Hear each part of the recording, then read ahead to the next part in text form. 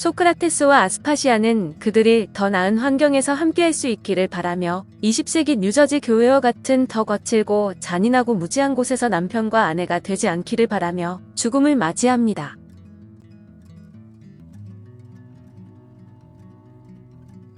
소크라테스와 연인이었던 아스파시아의 사랑과 죽음. 소크라테스 앤 아스파시아.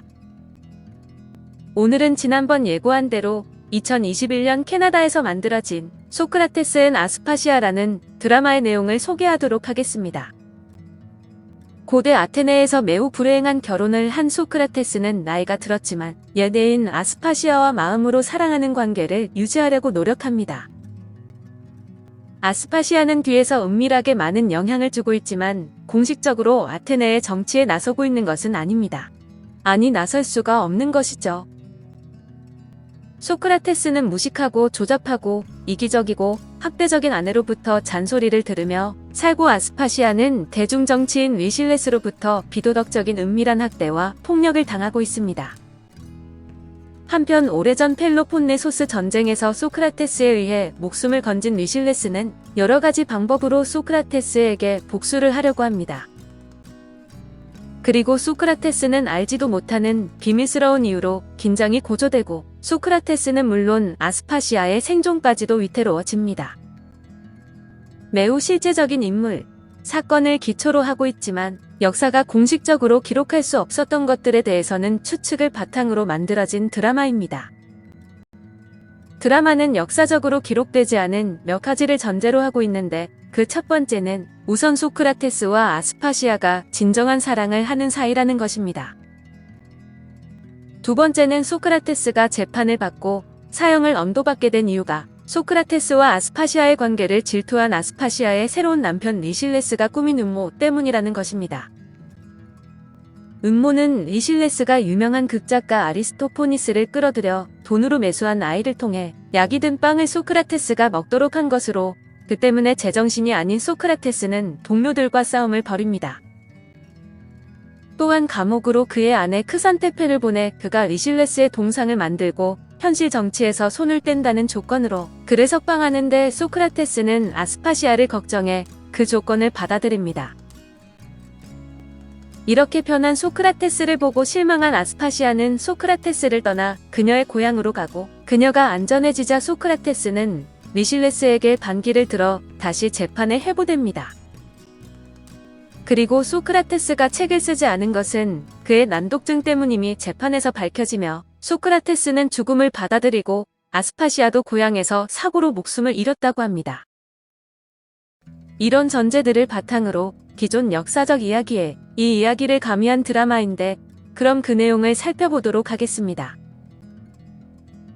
이 이야기는 고대 아테네의 황금기를 배경으로 하고 있는데, 나이든 소크라테스는 경제적 필요 때문에 대중이 신들을 믿게 하고 성직자들과 정치인들이 신들에 대한 권력을 유지하게 합니다. 그는 자신을 인정하지 않는 아내와 세뇌당한 아이들을 먹여 살리기 위해 날마다 신들의 모습을 조각하는 석공입니다. 초라한 옷차림에 맨발로 자신을 들여다보게 하는 눈매의 초라한 노인은 인간의 마음이 만들어낼 수 있는 어떤 형상도 뛰어넘는 하나의 신과 영령을 섬깁니다. 그는 어떤 석공도 돌에 조각하려 해서는 안 되는 인간성을 부여하고 계몽하고 해방시키기 위해 헌신하는 진리를 추구하는 사람입니다. 아테네 사회는 아스파시아를 결코 받아들이지 않지만 그녀는 똑똑하고 지적이고 예술적이고 나이가 들었음에도 불구하고 여전히 아름다운 창녀입니다. 소크라테스는 아스파시아가 소유한 잘 가꿔진 집과 새로운 아이디어와 예술적 표현을 위한 실험실에서 아스파시아와 자주 함께합니다. 진실의 코치와 공동 발견자로서 여성은 단지 아기를 낳고 남편의 농담에 웃기만 하면 되는 당시였지만, 아스파시아는 아테네에서 여성들을 교육시키려 노력하고 있습니다.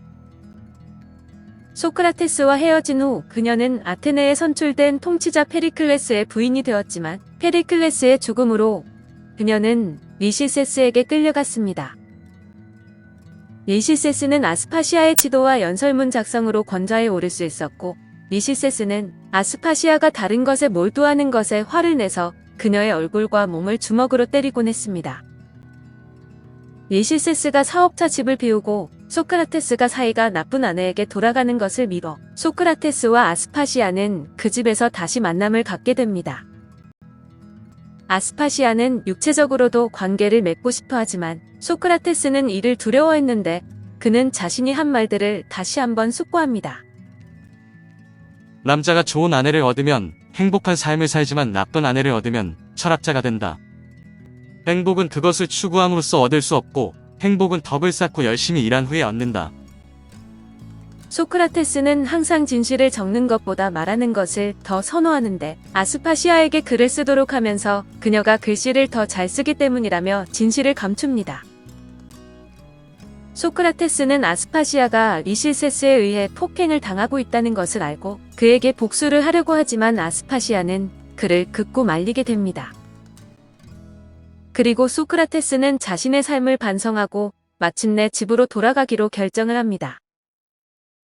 소크라테스의 매우 소박한 집에서 기다리고 있는 것은 그의 어린 아내 크산티페인데 그녀는 겉은 아름답지만 속으로는 못생긴 여자입니다. 그녀는 소크라테스에게 다시 한번 그가 끔찍한 철학자라고 퍼붓는데 왜냐하면 소크라테스는 가족을 부유하게 만드는 것보다 세상을 깨우치는 것에 신경을 쓰기 때문입니다. 그녀는 그녀가 할 수 있는 모든 것을 다해 평화주의자인 늙은 철학자에게 싸움을 걸었지만 그는 크산티페의 무지와 그녀의 관절 통증을 동정해 방어하거나 맞서기를 거부합니다. 소크라테스는 침실과 집에서 쫓겨나 밤이 되자 숲이 우거진 언덕으로 평화와 정적을 찾아 아스파시아에게 다시 가게 됩니다. 그들은 친밀한 대화에 빠져들지만 서로에 대한 사랑을 표현하기 위해 육체적으로 관계를 맺는 것은 자제를 하게 됩니다. 그러나 리시세스가 유명한 극작가 아리스토포니스와 함께 오다 그들을 보게 되고 그는 아스파시아와 소크라테스에게 복수할 것을 맹세합니다. 다음 날에도 소크라테스는 마을 광장에서 사람들에게 진실과 미덕 그리고 자신을 가르치는 철학자이자 선생님이 되어 있습니다. 그러나 소크라테스에게 매우 감사한 가난한 소장농 아이가 그에게 작은 빵 반 덩어리를 주면서 그에게 감사를 표시하고 배고픈 노인은 감사한 마음으로 그것을 받아들입니다. 하지만 그것을 먹자마자 그는 마음과 혀 그리고 감정을 통제하지 못하게 되고 사람들 앞에서 행사수설을 하게 됩니다. 이에 소크라테스의 명예를 실추시키려는 음모에 아리스토포니를 끌어들인 크산티페와 리시세스는 매우 만족을 합니다. 결국 약에 취한 소크라테스가 다른 철학자들과 싸움을 하게 되고 그는 리시세스의 명령으로 병사들에게 끌려가게 됩니다.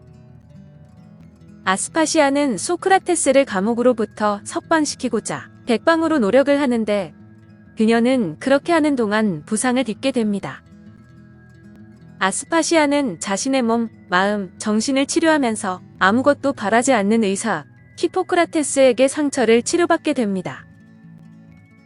그녀는 그에게 마음을 열고 외로운 늙은 의사에게 성적인 사랑을 주고 싶어 하지만 히포크라테스는 그녀에게 옳은 일을 계속하라고 요구하면서 그 제안을 거절합니다. 그리고 누가 소크라테스에게 약을 든 빵을 주었는지를 밝혀내게 되는데 가난한 농부 행세를 하는 버릇없는 부자아이가 아니라 누군가 돈을 주고 그 짓을 시켰음을 알게 됩니다.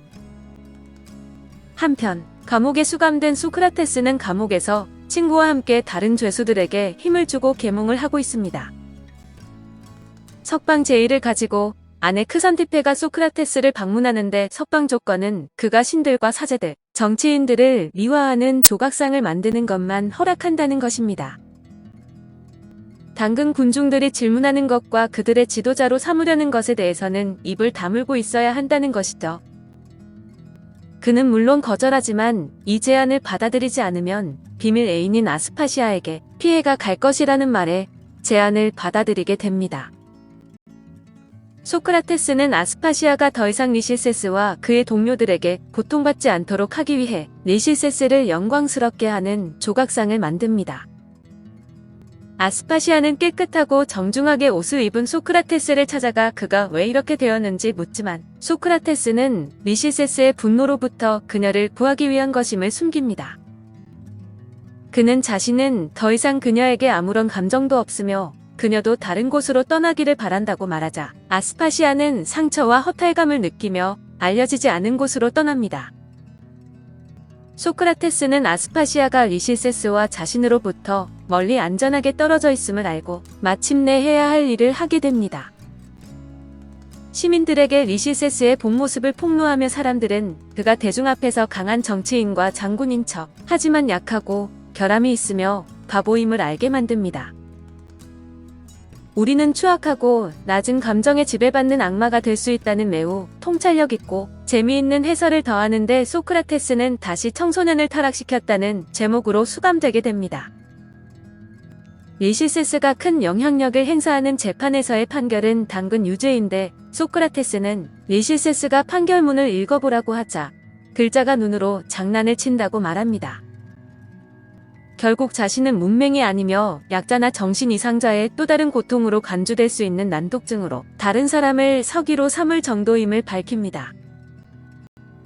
의회의 처벌은 소크라테스가 독약을 마셔서 자살을 해야 한다는 것인데 소크라테스는 운명을 받아들이지만 리실세스가 감방에 예상치 못한 방문을 합니다. 동정심이 발동한 소크라테스는 리실세스의 고민하고 분노한 마음을 살피고 치유하려 하지만 소크라테스의 리실세스를 좌절시키는 담론이 진행되게 됩니다. 소크라테스의 대담하고 통찰력 있는 질문들 때문에 진실이 밝혀지는데 리실세스가 자신의 아들을 시켜 자신의 삶을 조사하게 만든 것에 대해 소크라테스는 화가 났습니다. 그의 아들은 그렇게 한 후 살 가치가 없다고 판단해 자살을 했는데 물론 소크라테스는 그 사실을 전혀 알지 못했지만 리실세스가 자신의 손목을 자르려 할 때 사실이 드러납니다. 리실세스는 평화주의자 소크라테스를 비난하면서 소크라테스와 아스파시아가 한 일이나 공언했던 모든 것을 헐뜯으며 이 모든 것을 끝낼 준비가 되어 있었습니다. 소크라테스는 강렬한 재치와 의지를 통해 그런 일이 일어나는 것을 막았고 리실세스는 자신을 들여다보고 자신이 저지른 실수를 보는 사람으로 바뀌게 되었습니다. 소크라테스는 리실세스가 스스로 목숨을 끊도록 한 후 의회의 명령에 따라 독약을 마시는데 그는 손을 들어 2조 후에 그를 기리는 동상을 세울 것이라고 예언을 합니다. 그리고 아스파시아는 그녀의 고향인 시티스테이트에서 일어난 사고로 목숨을 잃게 되는데 그곳에서 그녀는 남성과 여성을 위한 철학과 교육 프로그램을 시작했었습니다.